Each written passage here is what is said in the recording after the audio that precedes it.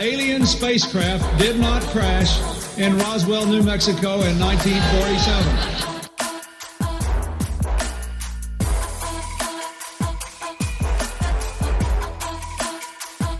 You know flat earthers, I guarantee it. But you don't know who they are because they're afraid of talking about it.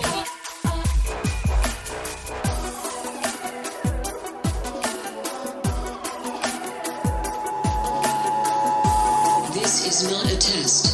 This is your emergency broadcast system. Hello and welcome to the 7th annual Subliminal Deception Podcast, your weekly dose of conspiracy theory-ish bullshit. My name is Cody, and I am joined by my co-host Phil. How are you? Doing good, Cody. How about yourself? I'm doing all right. I wish the sun would come out, but you know what? Beggars can't be choosers, right? No, my week was all right. Our jobs suck. I think everybody realizes that. We literally never shut up about our jobs sucking, so I think people are kind of getting annoyed with it, but what else is there to talk about? So how was your week? Pretty normal. Just the random old bullshit that we all have to deal with. But I was doing good. My vape was pouring out fucking oil out the bottom today. Well, that's not good. So yeah, had to figure out how to fix that. So it's funny I had the problem. I hate when it happens when it gets so burnt that it tastes like shit constantly. You know what I mean? Yeah, mine's definitely a coil problem. Ugh. The seal on the bottom of the coil was all dirty, and the coil's starting to burn out. So yeah, that's the one downfall of vaping that we know of. You know, obviously we don't know if it's gonna end up killing us all eventually, but the fucking constant maintenance of replacing coils and stuff gets pretty old. Yeah, and I bought mine about 5 months ago, and the little trigger on it is already starting to go out, so probably going to have to buy another $100 unit, so. Yeah, they always win in the end, don't they? Yeah. So, let's do a quick recap. How did you feel about what do they call it? The long night battle or whatever on Game of Thrones? You know, I'm a fan. It was fucking awesome. Like, I was sitting there on the edge of my seat the entire time, watching it with my sister, and she doesn't watch Game of Thrones at all. And she was watching it also, and really not on her phone at all, just watching it. So, I mean, she doesn't care about like action scenes and battles, but if she's paying attention to it, then, you know. Wait, how have you not convinced her to like binge the whole thing? She's going to now. Now that she's seen that, she's gonna try to binge it and then catch up. Like, I know this is kind of like a rhetorical statement from a lot of people, but it seriously has to be damn near the best show ever. Like, I can't think of anything that's been so consistently good for so many seasons. You know what I mean? Yeah. I remember, I'm glad when you flew out to England and hung out and got me hooked on it. You were the pusher, the junkie in that, that situation. And when I first heard of it, I didn't want anything to do with it, didn't care. And then started watching, what was it? We just shotgunned like 3 episodes in a row. And that was it. I was hooked. We watched so much of it, like really fast. I remember we just would like sit at your house, smoke cigarettes, and fucking watch Game of Thrones. On that projector. Yeah. That was the best way to watch it, too. I know. It was good. Man, we watched so many fucking movies when I was over there. It's pretty ridiculous, but it was a good time. It was fun. Yeah, it's probably should have went on a few more trips, but... I have a feeling I might make it back over there eventually, hopefully, but... I mean, that's the goal. I mean, would you ever go back now that you've lived there? Or you lived there for 3 or 4 years? I lived there 4 years. No. I would rather go to Netherlands, Italy, Rome. Obviously Rome is in Italy, but I really want to go to Rome, Greece, Ukraine, in Europe. I'd rather go than England again, but Ukraine, huh? That seems kind of a scary country. Yeah, I mean, you got to think every European country kind of has their own flavor, so. But usually, Eastern Europeans a little more scary than the rest of them.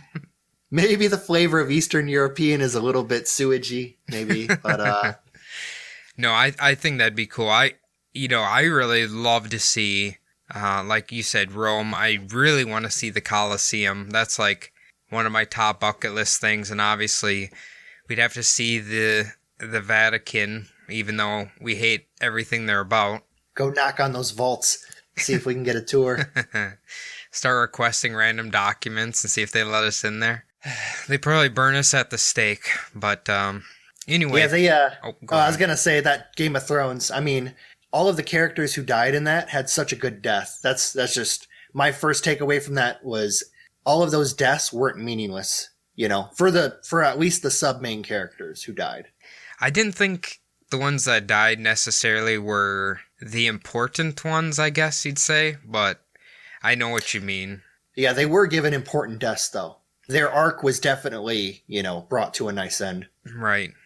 Well, I think we actually navigated the water where we were avoiding kind of spoiler-ish, in case anybody hasn't watched it yet, which you should. I don't know what you're doing. The internet's going to ruin it for you. I haven't seen Endgame yet. I know you have. And I've been navigating the minefield of avoiding spoilers for that son of a bitch, so. Yeah, it's hard enough. I mean, I went and saw it noon on Friday, and I had a rough time just making it on Facebook without seeing all the spoilers. People are trying to be clever about it. They try to put on like the little pictures that have to do with like they're spoilers, but they're out of context spoilers.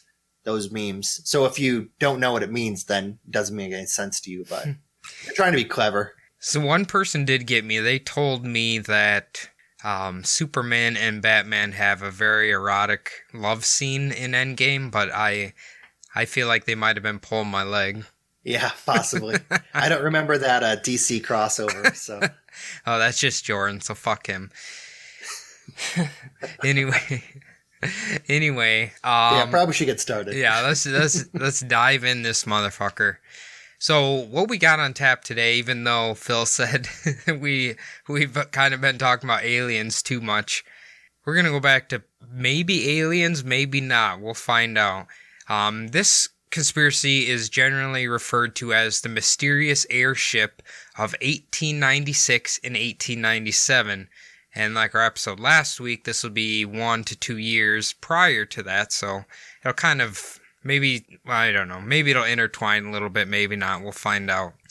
Now, before we get started, something to keep in mind that in 1893, Carl Benz and Henry Ford had just built the first four-wheel automobiles, and obviously, we know thinking changes throughout time, but a lot of quotes from scientists were like, okay, we've got the cars. A lot of them thought flying and any sort of air travel was very far off in the timeline or damn near going to be impossible. So keep that in mind while we're going over these events, because that was only, 3-4 years until these flying airships are all being spotted everywhere. So as far as we know, technology was not this advanced. That's why a lot of people find what we're going to talk about really strange. Are you familiar with this at all, Phil? No, I'm not familiar with it. Haven't really heard about airships before, what was it, the Hindenburg? Yeah. Is that, early 20th century, I think? Yeah. Yeah, I think you're right. Yeah, because we're actually, I don't want to spoil anything, but we're going to be talking about the guy who created Zeppelins, so we'll be talking about him later in the episode. Oh, okay, yeah, So, Zeppelins, that's, yep. Yep. So I want to acknowledge the two sources that I have because the information's kind of intertwined, if that makes sense.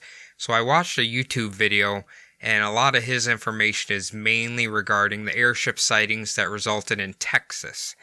Now, my giant-ass conspiracy theory book has claims taken more spread out through all the Midwest. So I've kind of intertwined the events with the dates. So it could be possible that they're witnessing them in two different places at once. But we're going to go through all the sightings that have been reported by the public. Does that make sense? Okay. Yeah, no, that makes sense. Okay. So the first ever sighting began on November 17th, 1896 over Sacramento, California. Now, what the citizens claimed to see was a bright light in the sky shining down almost like a spotlight. Obviously, that's going to catch your attention. Now, it was the middle of the night, but the witnesses claimed that the ship was an egg shape, and they could make out what they thought were 4 propellers. It's kind of hard to describe, but if you imagine, like, it's almost like a cartoon, like a Zeppelin with 4 giant propellers underneath of it, kind of like that's how it's levitating, you know what I mean? Kind of like the final boss, Bowser on Super Mario World. Yes. He's got that little propeller underneath. Yep, but 4 of them. 4 of them. Sorry for the spoilers, too, if you haven't made it that far. If you haven't played that game, what the hell are you doing with your life?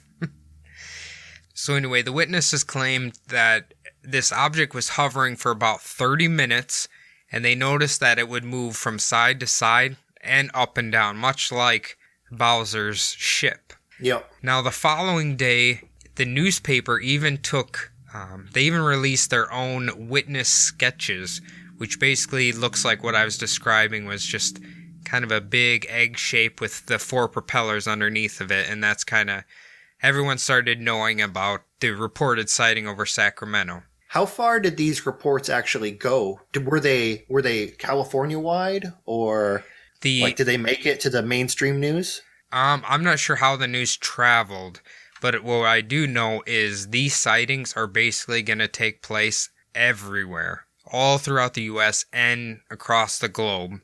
Okay, so these aren't just localized to California. No. This is just the very first sighting was in Sacramento, California. Okay. Now, the following night, November 18th, 1896, it was witnessed again, except for people claim this time they seen it up there, but it was heading the opposite direction that it was the night previous. But it still looked the same, the propellers, the bright spotlight, and all of that. Now, after seeing it 2 nights in a row, a lot of newspapers and citizens expected that some inventor was going to step forward and be like, hey, I just created this, right?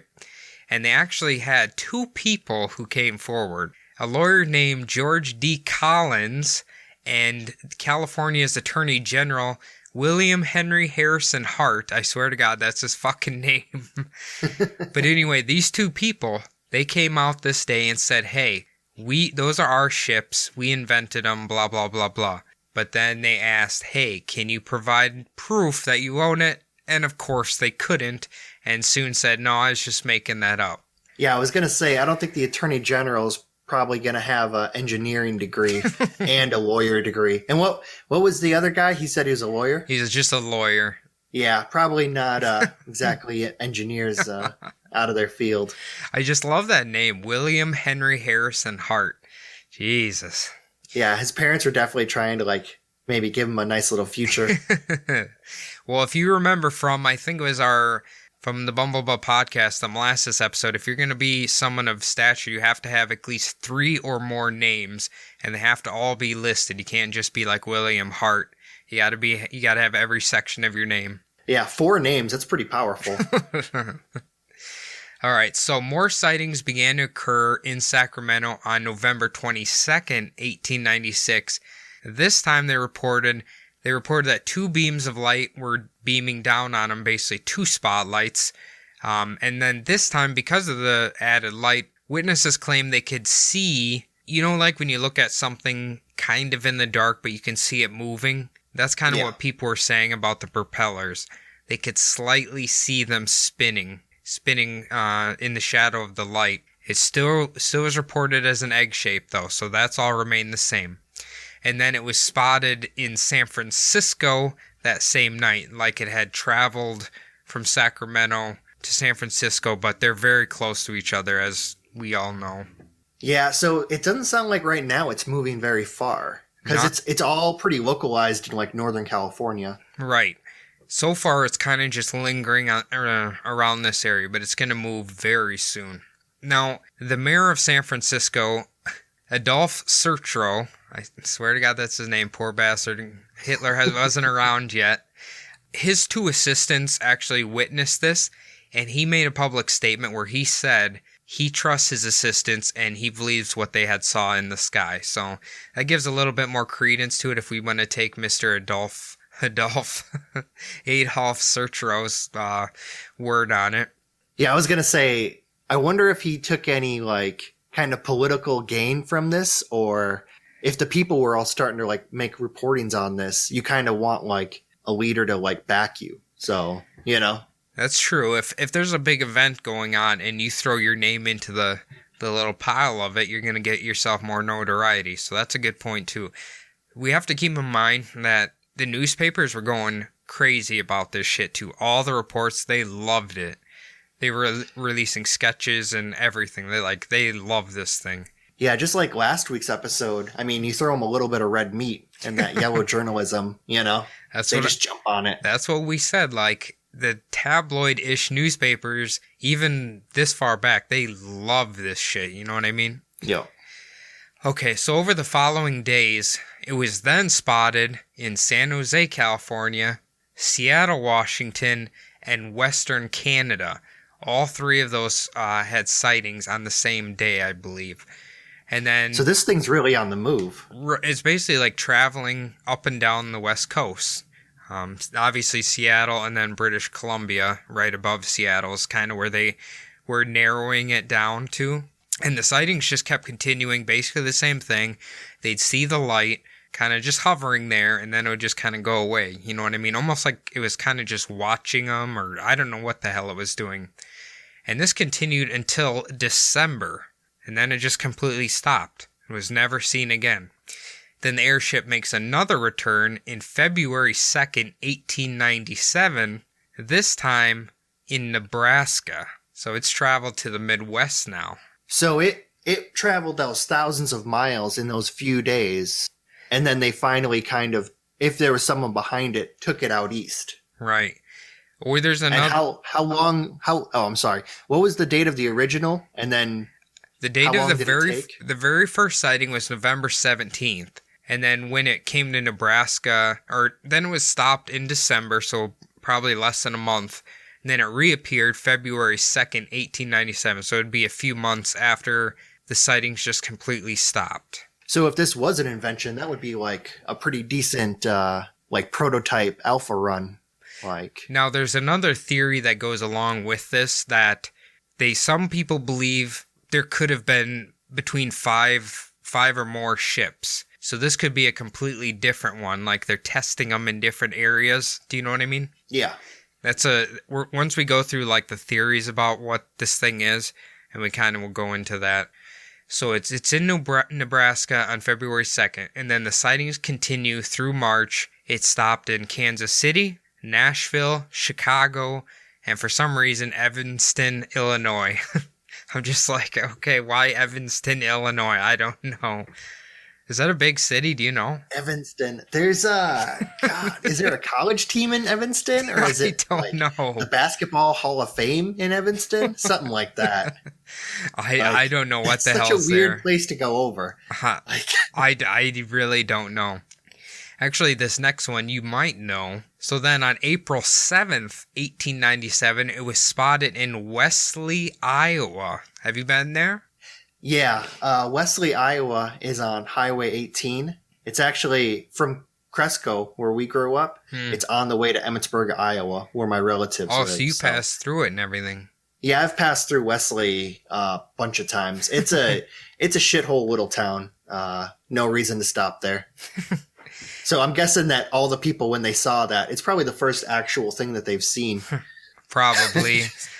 Can you imagine what Wesley, Iowa looked like? Fuck, how many years ago? 100 and damn near 25 years ago or something?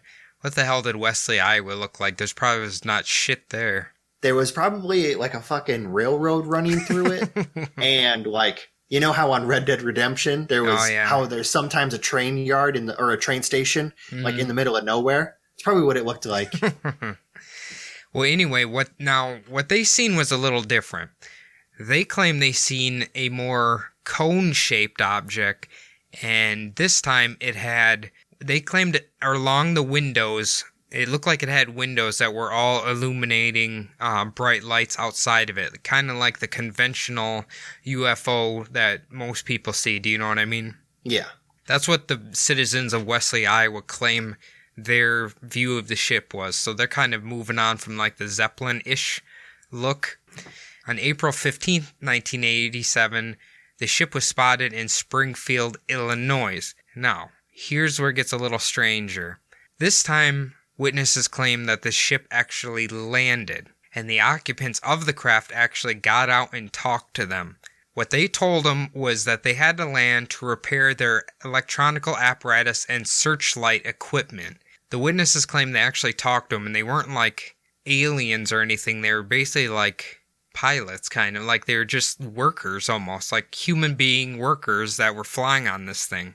So, like 1887, I'm trying to think about what kind of technology someone in Springfield, Illinois would have seen at that time. Like, would they have known what spotlights were? Oh, I'm sure, right? Lighthouses had to exist. Yeah, that's true. But I don't think that electricity had gotten that far. Here's what in 1887. I think that's where this whole story gets weird, is because it's something that's like, if this thing was flying around today, this would be completely plausible that somebody could make this thing. But this is from 120 some years ago, and all of this shit, nobody should have any of this, right? Yeah, I mean, the thing about it is, for that time, it would have been really advanced. Mm. But if you're thinking it might be aliens, that sounds like a really low-tech UFO. I'm gonna talk about, I'm just trying to put this together, so, because I haven't heard this story at all, so I'm just... It's cool, it's cool as fuck, though, ain't it? Yeah, it's pretty weird. I've never heard of this at all. It's kind of like, I feel like a lot of the pictures, do you know what steampunk is? Yeah. I feel like if you look at like the newspapers, sketches, and like witnesses sketches, like steampunk people would love this shit, you know what I mean? That's kind of what it looks like. If inside of the cone-shaped ship they were like fucking playing on a big like organ, steam organ, and like all writing their manifestos on little typewriters, then yeah, they would love that shit. Fucking steam-powered latte machine and a fucking steam-powered avocado toast crusher or something. And they all have to have those fucking, those mustache wax dispensers too. There you go. Steam-powered, of course. All right, now the following day, on April 16th, 1897, C.G. Williams of Greenville, Texas, claimed that the airship landed near him. It was cigar-shaped with wings and had a propeller on the front of it and was brightly lighted. This time, an occupant got out of the ship and told him to mail a series of letters. The occupant informed him he planned to reveal his revolutionary airship to the public very soon. So this guy was kind of like just your basic Texas farmer, kind of just chilling, and apparently this ship landed and gave him a bunch of letters to mail out. That's basically. Was he also the Prince of Kenya? He could have been. You'll get all of my riches if you just mail these letters. Just write me a check now and you can have all the cash in these letters. I don't know. That's what he claimed he saw. Now this is where we're going to start really intertwining the Texas events and the Iowa Midwest events. But the strange thing is that the dates always are kind of one day apart from the witnesses, you know what I mean? Even when you do it that way. Okay. So it was in Illinois, now it's Texas, and then now we're going to head back to the Midwest again. So on April 17th, 1897, the airship was spotted just outside of Waterloo, Iowa. And we all know fucking Waterloo, don't we? Yeah, it's Cedar Falls' unkempt brother out there. It might have been a nice town back then, though. Who knows? You lived here for a while, right? I lived in Cedar Falls for a couple years while I was in school out there. It's more or less the same thing. Yeah, I guess Waterloo is Cedar Falls is if you feel like, going to a club and having a good time. Waterloo is where you go to, if you want to go to a nice, dirty strip club, take your mind off things for a while, I suppose. Score some drugs and shit. Yeah, there's probably a lot of that still going on there, I suppose. But anyway, so it landed outside of Waterloo, Iowa. Now, the witnesses here claim that the craft landed, but when the occupants got out this time, they all had rifles, and they were telling people to stay back away from their craft. And apparently all the witnesses stayed back about 100 yards because they were too afraid of the men with weapons, which is kind of weird. If you got out in Waterloo, you'd probably pull out your guns too. That is a valid point, Phil. Anyway, I don't know what the Waterloo newspaper would have been, but a journalist the following day claimed that the ship was 40 foot long, was cigar-shaped, and had wing-like attachments on its side, and a steering apparatus on the rear. This really sounds like a fucking steampunk fucking vehicle. Now, the machine was surmounted by I think it's cupola on its roof. Do you know what a cupola is? No, I don't know what that is. I literally had to look it up too. Okay, think of a church, right? It's your basic house structure, and then on the very top, they'll have almost looks like a little. It's basically like a little room on the top of a church or a house, even that I think they have the exhaust go out of, but it looks fancier. Oh, what is that TV show? They turned it into a movie. The Addams Family. They kind of had something that looked like that. Yeah. It just like a little room on top of their house. Yeah, it's just not really a room. It's just kind of like hides your chimney, and it makes it look a lot nicer. I had to look it up, and apparently that's what it is. So, but yeah. Anyway, it's we do know that UFOs have been reported to be like a cigar shape, which is kind of interesting that that's what they're describing. But obviously UFOs don't get reported with having big wings or a fucking steering wheel on the back of it. That kind of sounds like if you've ever looked at old science fiction books from like the early 1900s, late 1800s, they always have kind of like, it looks kind of like what you just described, like those old illustrations. I was trying to think, in Waterworld, the movie / documentary, didn't they have a boat like that or like a plane like that? Yeah, what was it? It kind of like it was like pedal driven or something like that. Yeah. That movie's awesome. I don't care what people say. Worth every penny. Yeah. If it was made in today's dollar, it'd probably be like $2 billion. That's how much that movie costed. But I love that movie. I don't care what anybody says. So, all right, the following day, April 18th, 1897, Colonel Tom Peoples, that's really his name, from Milam County, Texas, spotted a giant winged object that flew like a buzzard. That's what he claimed. Now, what this thing did is it came and cast a shadow over the workers on his farm. It then hovered over his artificial lake, and it had hatches open, and then Tom claimed that it began shooting streaks of light into the air. Like it was almost like releasing light from itself, you know what I mean? Yeah, I get you. It's very strange. I don't know. It's a very strange report. Yeah, it's so weird because every single like eyewitness report, either like the ship seems to be evolving or like changing just a little bit. This is where the theory of like there's multiple ships. If it is, say, a man-made thing, that there's multiple ships. And that's why so many people are seeing different things. Like, I can't actually travel that fast, but there's so many different ones that a lot of people are spotting them. You know what I mean? Yeah, it kind of sounds like, well, you don't play the game, but you know how that game that I was telling you about, the Kerbal Space Program. Oh, yeah. Every time you crash your piece of shit, like rocket, you end up adding something else to it to try to make it go better or faster or higher up. That's kind of what this sounds like. Every single time they go out for a test flight, they bring it back home and tinker a little bit, That's a good point. No, I don't have exact dates for this, so I just kind of lumped it together. But around the same time in Texas, a lot of different witnesses that claimed that the occupants of the ship got out and talked to him or whatever. There's one man that kept calling himself Wilson, but we don't know who the fuck this Wilson is. He just kept calling himself Wilson for some reason. Now, sometime in that April in Texas as well, a judge reported that he stumbled upon 5 strange-looking men, and they were smoking pipes near their airship. And they claimed to be from a land beyond the polar seas, and they were descendants of the lost tribes of Israel. Apparently that's what they told this guy. I don't know if he was tripping on fucking acid or something. I don't know. But he just kind of walked up on these guys smoking their pipes, apparently. Yeah, it always goes back to Jesus with conspiracy, doesn't it? You notice that? There always has to be a tie-in. I always notice that.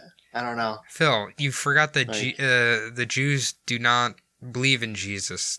Well, no, I'm saying like with, when the people who claim these conspiracies, it always goes back to like, oh, they're descended from the people of Jesus or Moses or whatnot, There's always a tie-in.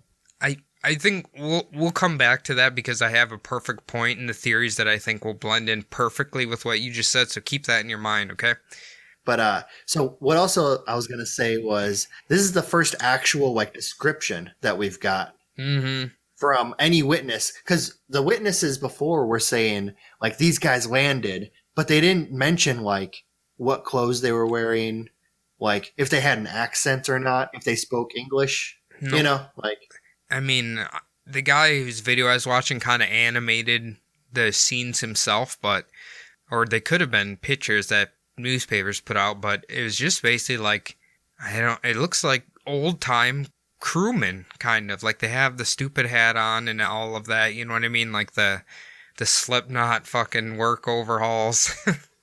It's about kind of like they were just working on a train. Like. Yeah, kind of something like that. Now, on April 19th, 1897, the Dallas Morning News reported a crash of an airship over Aurora, Texas, and they claimed that they had recovered a Martian body along with several pieces of metal. But people look back into this incident and there's no records of an accident. There's nothing. So if it was, it got covered up. I don't know. I've actually heard of a UFO crash in Texas that happened like back in the 1800s. They claim that they buried the ship like underneath a well. And they buried the alien in the cemetery, and they gave him like basically just a rock for a tombstone, and they drew like a little alien on the rock, which is super authentic, has to be. But I thought that might be connected to it. It very well could be. I don't know. This is just along with the mysterious airship. So now that exact same day, there's a report from a cattle farmer that he's seen a strange airship. Now this airship apparently dropped down a little piece of rope that he described as a noose, wrapped it around his cattle's neck, and then drug it away. The rancher or whatever, he didn't find the body until I believe the following day, and the cow was like severely butchered.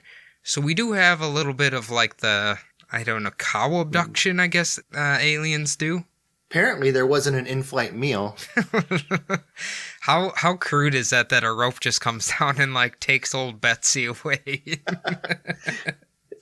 It's like those like crappy cartoons that you see for like when people make like their little reenactments of what happened. Like, what happened? Was there like a beam of light that came down? No, like a rope came down, grabbed me, drug me away, Oh, that'd be amazing. All right, so April 21st and 22nd of 1897, the airship landed in Harrisburg, Arkansas. It would awaken a former senator around midnight. Members of the crew then told the former senator that the inventor of the airship was from St. Louis. The inventor had discovered the secret to suspending the laws of gravity. He had spent 19 years building it, but because it was not perfect, they traveled at night. So they also told the senator they had put the airship up for public exhibit after the inventor would successfully complete his voyage to Mars. That was his ultimate goal, was to take his little airship to Mars and back, and then he would let the world know about his invention. That's pretty, well, St. Louis was a pretty important city back then, so I can see. You think the inventor could have maybe came from there? Well, I mean, to hear that, like, he came from St. Louis, like, back then it was like the gateway to the West, so a lot of exciting stuff was happening back then. In California, too, but... Yeah. That's a good point. Now, on April 24th, 1897, a prominent Texas rancher was awakened at midnight by a strange whirling sound and bright lights. Going back to religion, he just assumed it was angels from a celestial vehicle. They told the rancher that they were not from heaven, but were from a small town in Iowa, where all angels come from, right, Phil? Yep. So this is where... Is this heaven? No, it's Iowa. So then this is where that theory comes from, that the rancher claims that they told him that they had built 5 other airships, right? And they were built out of a newly discovered material that had the property of self-sustenance in the air, and the power was highly condensed electricity. I don't know. Do you know anything about, like, highly condensed electricity? So, like a coil, maybe? It's kind of what it sounds like, how you spin electricity? Right? Yeah. Do you think that's what, like, Tesla's thing would have been? Yeah, like, you know how sometimes, like, you have chargers for different, like, appliances? Yeah. Like, sometimes when they come out of the wall, they're, like, really big or sometimes smaller, but they're bigger than a normal. That's because they have a little coil inside that either spins up or spins down the electricity. So it could be something like that, maybe. But I've never heard of highly condensed electricity. That's what they called it, and for some reason they refer to it as self-sustenance in the air. I don't really know what that means. Maybe that just means it can hover itself in the air, I assume. That's kind of what I was thinking when you were saying that. If this really is an inventor, they're probably not really going to give out the secret of how this thing's flying. All right, so throughout the following weeks, landing and contacts were reported all over the U.S., except for we don't have any specific details about it. In July and August of 1897, mysterious objects were reported over Sweden and Norway. On August 13th, reports of the same mysterious aerial craft were reported over Norway, Vancouver, and British Columbia, all on the same day. Then, the mysterious airship vanished completely from reports for 12 years. Not another sighting would be reported for 12 years after that. So there's like a shitload of fucking sightings over almost a year, and then it just vanishes. So what are your thoughts so far? Well, you always talk about kind of like mass hysteria and how things kind of get picked up. Yeah. You said that the originals happened in Sacramento. Like November? Yeah, of the year previously. The year prior. Yeah. Right? So it probably would have taken that long for the news to spread across the world and catch on to where people were like, well, maybe here, Right. Like if it was a thing where people were just kind of like thinking that they saw something and then reporting it, and then they just take those reports and they're like, well, what did it look like? Well, it looked like a cigar shape, of course, like. Right. And we do have a few more sightings here, and we're going to come back to that in the theory section. I wanted to add a few quick notes. So in 1898, a year after these sightings, Count von Zeppelin finally created his rigid airship Zeppelin ZL-1. Now, the first flight was not until July 2nd, 1900. It only lasted 20 seconds in the air and was damaged when it landed. So he was the guy who created the Zeppelin. 3 years after the sightings, was struggling to keep a Zeppelin in the air for more than 20 seconds. 20 seconds. Yeah. I imagine if you've never flown one before, it'd probably be hard as fuck. Like, he's actually like, I was reading through his Wikipedia. He's actually like a super interesting dude because he was kind of like, he was big into like the flying air balloon thing, and then, or the hot air balloon thing, I should say. And then he slowly started trying to figure out how to make a ship with like gases, basically. And yeah, it's really neat. But his first thing was not very good. And like 20 seconds in the air, and then it just kind of crashed to the ground. So yeah, I imagine he really didn't know like what kind of weight to gas ratio to use. So it was probably too heavy, and he didn't use enough gas. Apparently there's like 4 chambers that held different amounts of gas, and that's kind of how it would fly, I guess. Yeah, I'm guessing instead of flying, it more bounced, it sounds like. That's a good point.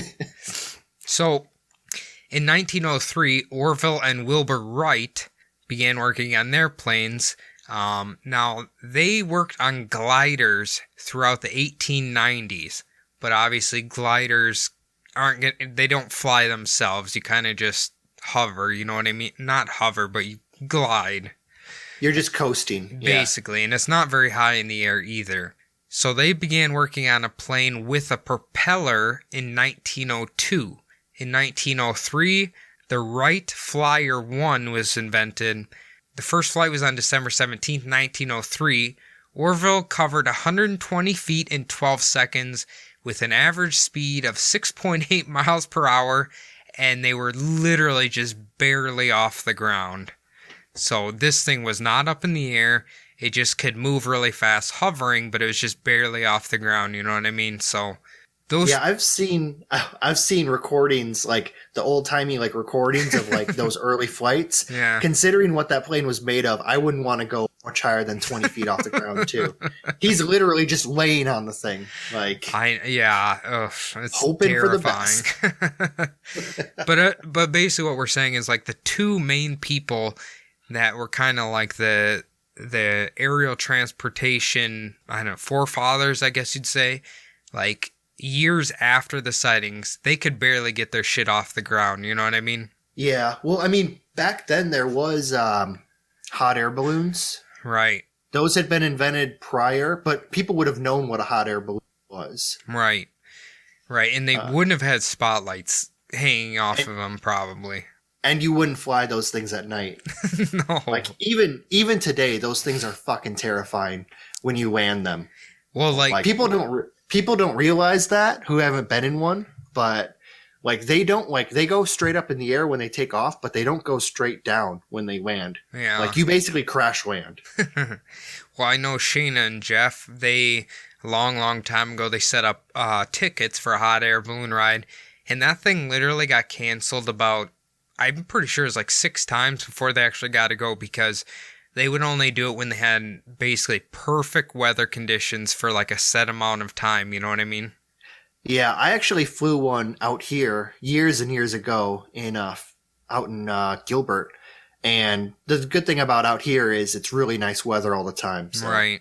Were you shitting your pants? No, I wasn't. There was this fat older couple that was also in the hot air balloon. And so me and my 2 brothers were basically like almost on the outside of the basket because these fucking assholes needed more space. Like there was too many people in this fucker. I'm terrified of heights, so I feel like I'd look down and kind of start trembling. No, I don't really have any fears like that, so it was cool. Yeah. I liked it. I wouldn't mind trying it, but maybe eventually in life. So we're going to jump to March 24th, 1909, and the mysterious airship reappeared once again, and it was spotted by a police officer in Peterborough, England. Have you ever heard of that place before? Yeah, Peterborough is actually just 40 minutes north of where I lived at. Oh, so that's way up there. Yeah, it's about 3 hours north of London. So it's like Peterborough to London. You have to switch trains like twice, but it only takes, I think, like maybe 2 hours and 20 minutes. Well, anyway, so the police officer spotted it here. Now, what he claims is that it sounded like a motor car flying in the sky. That's how he said it. He then looked up and spotted a bright spotlight and claimed that it was traveling as fast as an express train. I have no idea how fast express trains traveled in 1909, but I would assume at least 30 miles an hour, probably. Yeah, I'm thinking they still used steam back then, because I don't think diesel was really that popular yet in trains. I don't know. Anyway, so the airship was... They were loud as fuck, though, so... Oh, yeah. So the airship was spotted again in July 1909 over New Zealand. Now, it seemed to kind of hang out here for the next 6 weeks because there was sightings all over New Zealand for the next 6 weeks. Then in August 1909, sightings were reported over New England. December 12th, 1909, the airship was spotted over Long Island, and the very, very last reported sighting happened on January 20th, 1910 in Memphis, Tennessee, and people basically just seen it high in the air and traveling at a rapid speed. That's basically what they said about it. And then it's essentially disappeared forever, never to be seen again. Did they say anything about the airship being spotted over Memphis signaled the birth of Elvis Presley? Was that at all? Is this when he was born, 1910? Oh, I have no idea. I just I could Memphis, see Tennessee. It's the only thing I know about it. Wouldn't that be amazing if that was like the ship the was day like he was born? Yeah, the ship was like the what the hell is the star called that was hovering over Jesus or led the three wise men to him? Oh, like the North Star? Yeah. They were giving over the second coming of Christ in the form of Elvis Presley, and then he would die of constipation 50 years later. Yeah. On a toilet. The way every man should die. The lesson learned... Overweight, hung over a toilet. Well, the lesson learned from Elvis Presley is if you're going to abuse opioids, make sure you take a stool softener as well. Otherwise, you're going to end up like him. And that's not even a joke either. That's how he died. Yeah. Okay, so... It's okay. It's not too soon. You're fine. I'd hope not. He's been dead for like fucking 70 years now. Supposedly. Oh, that's true. We're gonna, there's a good conspiracy theory with him I actually really like. So, all right, now we're going to jump into the theory section. Now, basically, the kind of consensus was that there could have possibly been an inventor whose technology surpassed Count Van Zeppelin and the Wright brothers. Obviously, that was never confirmed, but that's one of the leading theories. Now, the newspapers, they thought Thomas Edison was responsible for all of this. And Edison was actually, I don't know if you know him, I'm pretty sure Edison was kind of an asshole. He literally got irate about it and had informed the entire public that he had nothing to do with it. And you know what he told people the reason was? Take a guess. What's that? Take one guess. Ooh. He was too smart, probably. What he said, and I don't know if this is confirmed or not, but he claimed that throughout the country there was a bad batch of alcohol that had been sent throughout the country, and people were drinking it, and they were hallucinating because of the bad batch of alcohol, and that's why they were seeing all this weird shit in the sky. This is the lead up to Prohibition, so... I mean, it's very true. It's a pretty good call. You know it wasn't Thomas Edison, though, because guaranteed 100% he would have taken credit for it. Oh, yeah. I'm sure he tried to kill the guy who did... If someone did invent it, Edison would have probably tried to kill him and steal the idea, so... Oh, most definitely. Yeah. There's no way. If Tesla would have invented it, he would have found a way for JP Morgan to, like, buy it out from underneath him. Tesla's the fucking man. I love him. Yeah. So anyway, sticking with that theory about possible inventor, the obvious question is, why would nobody ever come forward and take credit for it? Because that's obviously, like, an extreme jump in technology for the world. The only other thing people speculated is maybe the inventor died or something happened to his company or something like that. You know what I mean? One of his airships crashed into the fucking ocean. Yeah, it could be. We don't really know. If he did have 5 and they got all decommissioned, or who really knows? So some of the other theories that they were throwing around was that they could have been just seeing meteors coming in to Earth. Kind of unlikely because meteors generally don't hover in the air, you know what I mean? Yeah, this doesn't sound like a meteor situation. No, I definitely don't think so. Now, one professor named G.W. Hugh claimed it was a misidentified atmospheric distortion of the red-hued star Alpha Orionis. I'm not sure how people would keep mistaking this thing over and over and over again. They kind of showed a picture of it, like when you look at it normal, it just looks like a star, but when it has these atmospheric distortions, it's like super bright, super bright red. So, I mean, I guess it's possible maybe, but unlikely. Yeah, I don't think that a star actually landed in someone's town. No. Like, it's in the sky. directions. Yeah, exactly. I think what they're saying is it's just the people who were seeing it in the sky, they just didn't know that was actually a star. There are times that, like, Venus is visible during the day, and people mistake it for a UFO because of how, like, I forgot, like, it's how it looks like it's chrome almost. Mm-hmm. When you see it during the day because it reflects so much sunlight. But yeah, people, I could see that. I mean, seeing it up in the sky and mistaking like an object or something like astronomical that they don't understand. I could see that happening. But this thing supposedly landed. Yeah, that's the weird part. That's the really strange part, is if it actually landed, then how would they think that's a fucking star? Who knows, really, I guess. I guess we have to throw in, could it have possibly been a military flying machine or a secret project? I don't know. That seemed like the military wasn't quite that advanced yet, but I could be wrong.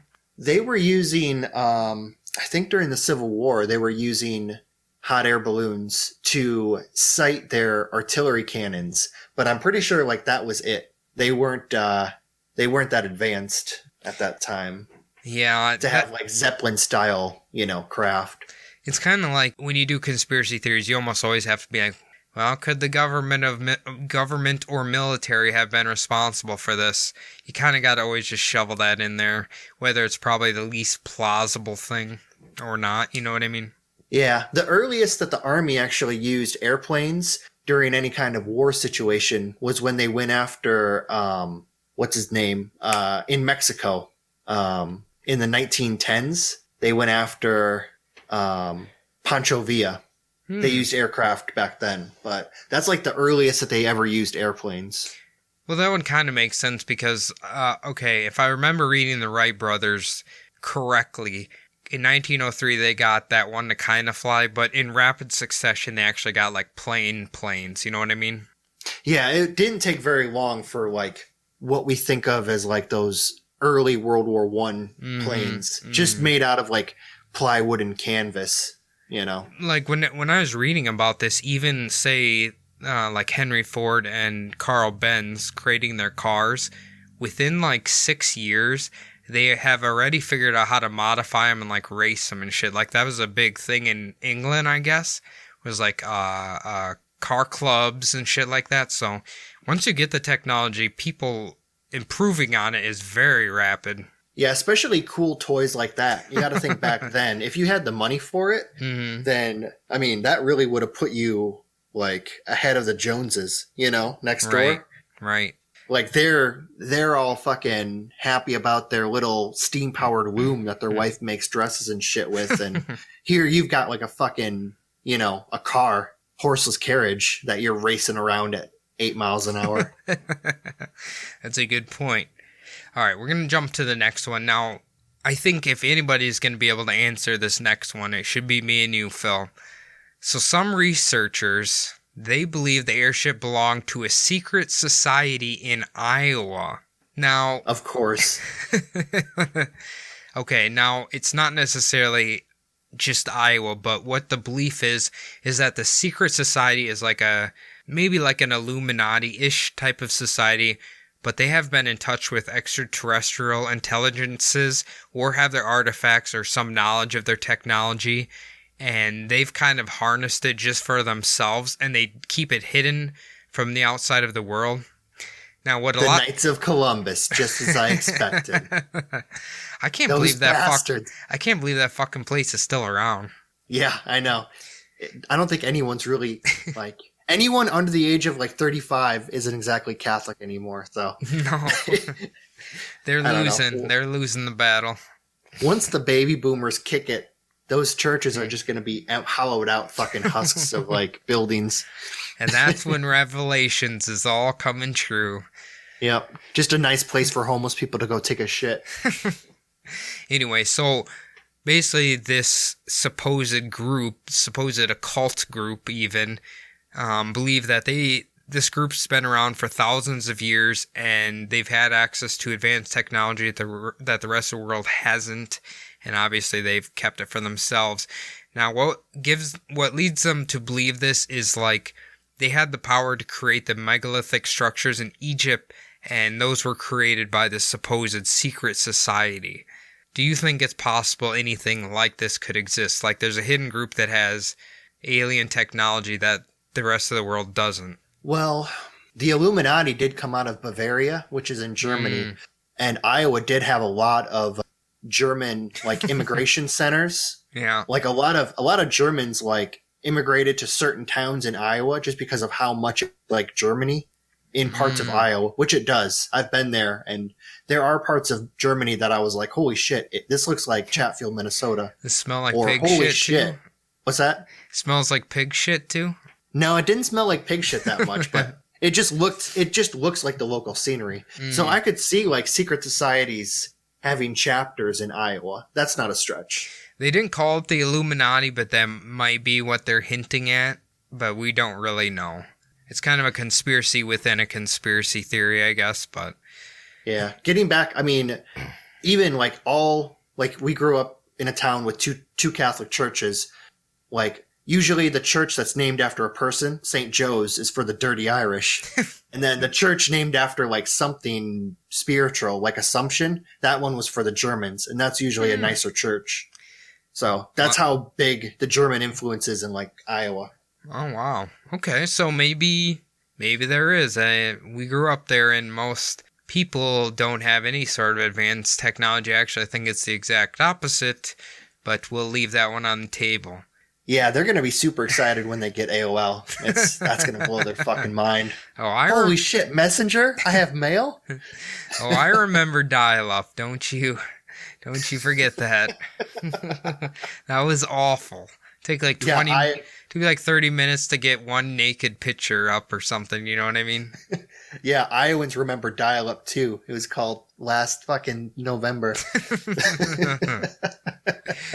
All right, so the next one is probably one of the most obvious ones. It was aliens.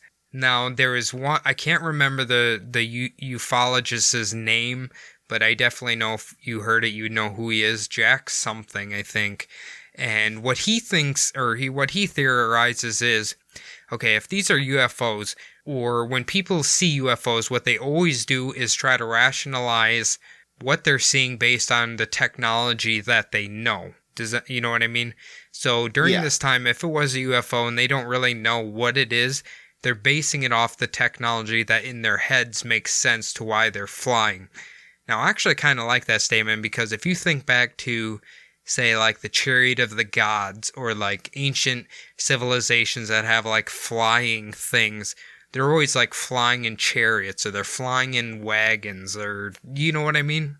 Or for big ones, they have to be like, it was almost like an entire city in the sky. So then they draw it as an entire city in the sky. Correct. So because it's usually oral tradition to written history. But right. So what this guy's kind of claiming is that because of how the people in the 1890s lived, that's the best way they can describe what they're seeing in the sky. And it kind of makes sense. Like if you think about a rustic flying machine, that's essentially what they're describing, right? Yeah. Now, he also claims that aliens obviously seem to visit during important times in human history. And especially in America around this time, they were really starting to jump into the industrial age, or they're right in it, you know what I mean? Mm-hmm. So maybe he thinks maybe the aliens were checking out what people were doing and all of that, you know what I mean? Well, I think there's a lot of theories that like future humans are going back in time and kind of like almost like on field trips. Like they're just, loading the time machine up with the family and going back and looking at the Gettysburg Address or. You know what? That sounds like fun, actually. That sounds like a lot of fun. Yeah, just going back in time and looking at, like, oh, I wonder what it was like to be at Woodstock, and then you just go, That'd be awesome. Drop some acid, fucking hang out with the fucking naked people. All right, and then the last theory is the one kind of we were talking about, or you were talking about earlier, was essentially mass hysteria and over sensationalism via the newspapers. One person spotted the object in the sky or didn't spot it, made up the story. Then everybody started jumping on it, saying that they saw stuff. Then they talked to people, yada, yada, yada, yada. And across the nation, everyone just kind of started going off about it. And there is a little credence to this because, like we mentioned on last week's episode, when newspapers make up bullshit during this time, they can't really fact check them. They just have to take their word on it. You know what I mean? Kind of take their word on it. Yep. And every newspaper to compete then takes that story and piles on a little bit more bullshit to give it their own little flavor. So, right. Like, even when I said earlier, those two guys who claimed that this was their invention, and then the newspaper published stories like, hey, here's the inventor. And then when people are like, hey, can you show us the ship? And they're like, actually, I'm not the inventor. Perfect story. They didn't even fact check the motherfucker. They just published it in there because it was going along with the story. Yep, it worked. It did. It's sold. I'm sure it sold a lot of fucking papers. I'm sure it did. All right, Phil. So, what do you think about the story in the end? What is percolating in your mind right now? I believe this one the least, but I love the idea of like steampunk aliens. Like out in their old, like they could be flying around the sleek flying saucer looking ships, but they're kind of cooler than that. They get it, So they're like hipster they aliens. Hipster. They were abducting cows before it was cool, Like I kind of like that idea, but I think mass hysteria. You think it's mass hysteria? So there was nothing in the sky, and then or maybe there was one thing in the sky, and then it just kind of went off.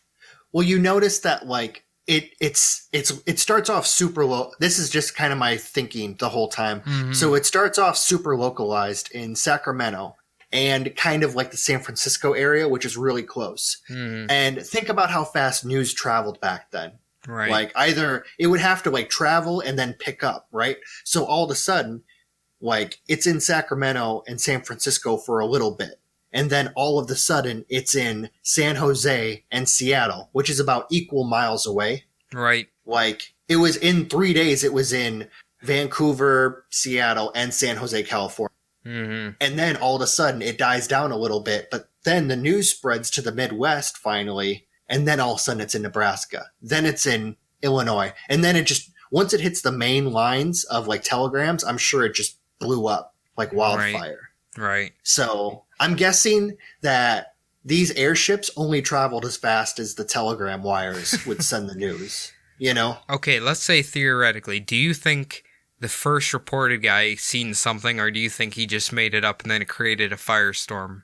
Both are pretty highly likely. Yeah. I mean, he could have saw something really weird in the sky. Like we were talking before, there was the star. Yep. That looks really weird. He could have seen like the moon could have done something weird to a cloud that night that he had never seen before. Maybe there was some gases in the air. And then he said, oh, yeah, I saw this. It looked really weird. And then it picked up a little bit. And then other people claimed, just like people claimed that they built the ship, other people also claimed that they had sightings too. So, right. Who knows? Right. That's a good point. I think I kind of believe that too, especially with how much of the information was really leaned heavily into what the newspapers were reporting. And like we said on the previous episode, how kind of cutthroat and how desperate they were to sell papers.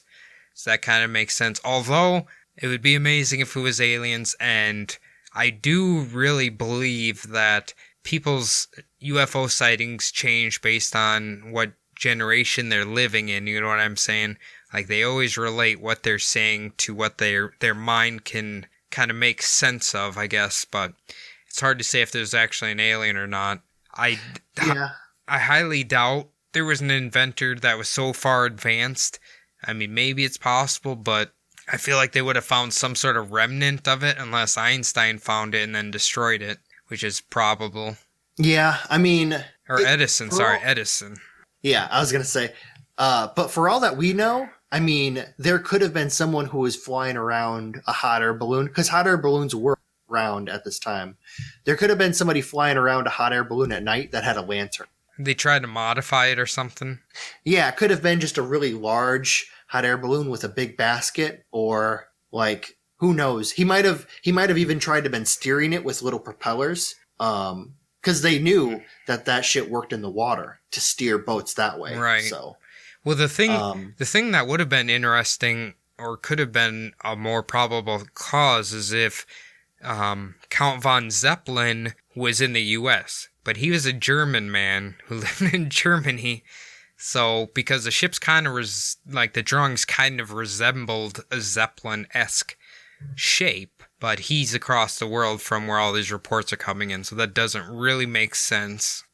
Yeah, but the interesting thing about technology is, if you notice the big, like every time you hear about like a new technology, you always hear like, oh, and he just beat out this other person who was also working on it. Like every time there's a new technology, there's someone else in the world also working on it. There's a big conspiracy-ish type theory that it's almost like the universe implanting the idea into multiple people's heads just to make sure it comes to fruition. In case, one of the dudes gets hit in the head with a rock or something, that we get the wheel. Yeah. Yeah. Well, I think that would lead into like the collective conscious theory, right? Yeah, pretty much, where the universe is dropping it into like certain people's heads. Mm-hmm. So, I think you have our opinions on what we believe this is. I hope everybody enjoyed this episode. I thought it was really interesting. Phil, what did you think of it? Yeah, it was good. There was a lot more sightings than I thought there would be just for like 1880s airship, I know. That's why when I first started reading this, I'm like, okay, this sounds cool. And I'm looking into it. I'm like, holy shit, these are like newspaper site quotes or whatever that from all these events. So it's a very compelling thing, and for something that took place 120 years ago. But in the end, we'll never really know what it is. Who really knows? But everyone can develop their own theories. And if you have your own theories and you want to tell us what you think, where can they do that, Phil? They could hit us up on our email account, subliminaldpodcast@gmail.com. Or they could just hop over to our Instagram at Subliminal Deception Podcast on IG. Perfect. Yeah, so add us on there and let us know what you think. It'd be amazing if somebody emailed us and just gave us their theory. I think that'd be really fun. But the last thing that we ask is that you please go on iTunes, leave us a 5-star review. We thank you very much for that. Just leave us a little comment on what you think of the show. We've been growing very, very good, very healthy growth for a podcast, so I know you guys are out there listening, so help us out with that review. I think we're going to have a little bit of a long one here, so we better get out of here, Phil. Are you ready to go? Yeah, I'm ready to go. We should definitely, we've been getting some good reviews on iTunes. One of these episodes, when we go shorter, we're going to have to read off a couple. We'll do that. All right, well, until next week, I hope everybody enjoys the probably several episodes of Game of Thrones before this comes out, and we will see you next week. Thanks, guys.